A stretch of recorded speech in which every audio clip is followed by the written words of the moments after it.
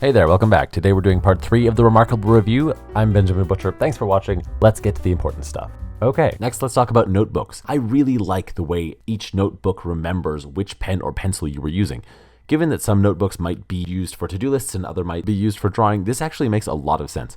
Also, from a workflow standpoint, I really like having an entire notebook dedicated to my to-do lists. This is actually something that I'll for sure take back to my day one journal. I really love the hybrid writing/digital journaling thing because with this one very small device, I can carry around hundreds of different notebooks and ebooks if I so choose. I can be as organized as I want, and having this device makes that super easy. Next, let's talk about drawing things. I have to say that this device was not built for drawing. If you're a professional artist, or you want to draw for a living, this device might not be flexible enough for you, but honestly, I did a little doodle of myself, and honestly, I haven't enjoyed drawing that much in a long time. It might not be perfect, but the Quentin Blakes of the world might enjoy checking this device out. It's really fun and easy to use, especially for drawing, especially if you're not that serious about it. I guess I should also just make a note of the fact that if you are drawing, you can get some really fine detail. That said, zooming in and out is a very juddery process, and it's really the only aspect of the drawing process that doesn't feel intuitive. I also noticed that the maximum for this device is 5 layers, and at 5 layers, depending on their complexity, it can get a little bit laggy. Also, sometimes when I'm coloring something in, the marker will do this weird thing where sometimes it will invert the color that I'm drawing with, which makes it difficult to see what I'm drawing. Okay, let's talk about the tablet itself. I'm honestly really impressed with how everything feels. While the Remarkable tablet doesn't exactly feel unbreakable, I do have to say that it does feel sturdy. I feel like I can hold it and rest the weight of my hands on it without worrying if I'll break it.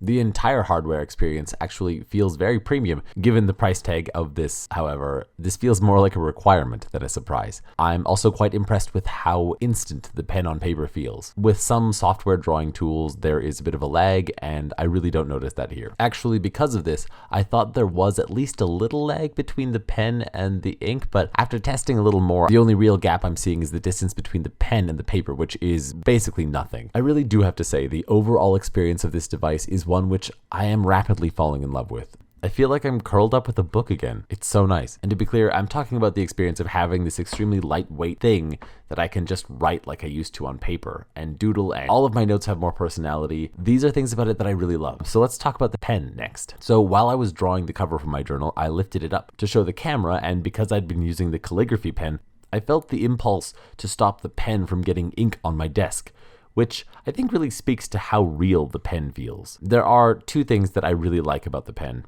I know this is technically more of a software thing, but I really love that the different writing utensils feel unique. There are ballpoint pen, fine liner, the marker, the pencil, the mechanical pencil, the paintbrush, the highlighter, and of course the calligraphy pen. And honestly, I have to say that I just thoroughly enjoy the way the calligraphy pen looks. Honestly, each of them has their own kind of unique magic, and I think that having all these different kinds of pens is kind of useful as well as stylish. It just makes my notes look so nice. Pressure sensitivity. It's also worth pointing out that the pressure sensitivity in the paper is really quite responsive. Having said that, some pens, such as the paintbrush, show this more than others.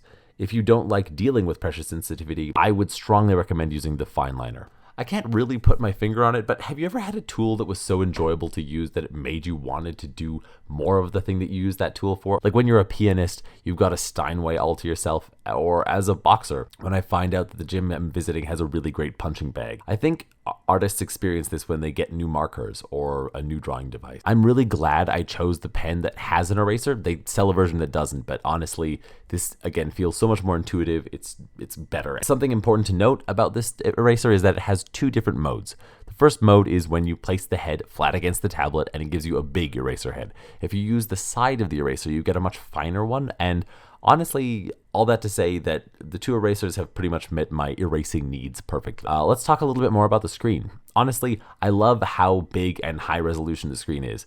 I do have a fantasy about a smaller, more pocket-sized version of this device, but this device is portable enough that I'm not really mad about the size of it. Going back to the screen, sometimes I can still see the pixels, and I would love a higher res device, and I have to say that generally speaking though, this screen is extremely serviceable, and you probably won't notice the pixel thing all that much, if at all.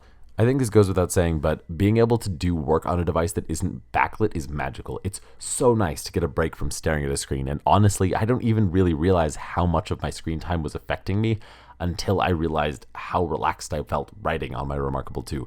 One thing I would really love to see is a higher refresh rate. Ideally, this device should have an interface that's just as quick and fluid and responsive as an iPad when you need it, and one which scales back when you're not bouncing around. I guess what I'm asking for is like an adaptive refresh rate. I would happily sacrifice some battery life for this. I would also really love to have a color screen, mostly because I don't like using the highlighters because I can't see which highlighter is which. They do use different shades of gray, but you can see why that might be kind of boring and less enjoyable. Let's talk about using your fingers with this device. As far as touch sensitivity goes, I have to say that the touch functionality of the screen is really good. You might be tempted to say that the touchscreen is a little unresponsive, but that's really more the fault of an extremely slow refresh rate. In summary, I have really deeply mixed feelings about this device. As I sit in the dappled sunlight, enjoying the fresh air and jotting down my thoughts, I can see the ways in which this device is just so wonderful to use. I wish I could communicate the experience of it because it is really nice. Having said that, it's obvious that this device has some really serious drawbacks. The fact that it doesn't do ocular character recognition, having to wait for the somewhat buggy handwriting to text conversion is irritating, especially given how bad it is with large documents and how much editing I have to do once it's already converted. Not being able to search my notes is another huge disadvantage. All I can really say is that this device is 75% of the way there. It's an absolute joy to use, especially with regard to hardware. Even the basic design of the interface is awesome. It's just the software that I've mentioned that's lacking. The last major drawback, of course, is that generally speaking, handwriting is significantly slower than typing. To be honest, if I were writing a novel, I would be sorely tempted to use this device just because of how distraction-free and effortless it feels. Having said that, the Remarkable 2 just isn't quite good enough to replace my digital journal. I do think, however, that if ocular character recognition is ever added in a way that works well, I will almost definitely switch over. I do just want to underscore the significance of that statement. If you've seen my day one video, then you know how seriously I take journaling, but at the end of the day, you will get more note-taking and general functionality out of a similarly priced tablet. Remarkable 2 is probably the future, but not yet. Okay, thanks for watching all the way to the end of the video. This is BRPDG. I'm BRB, and as always, I'll be right back.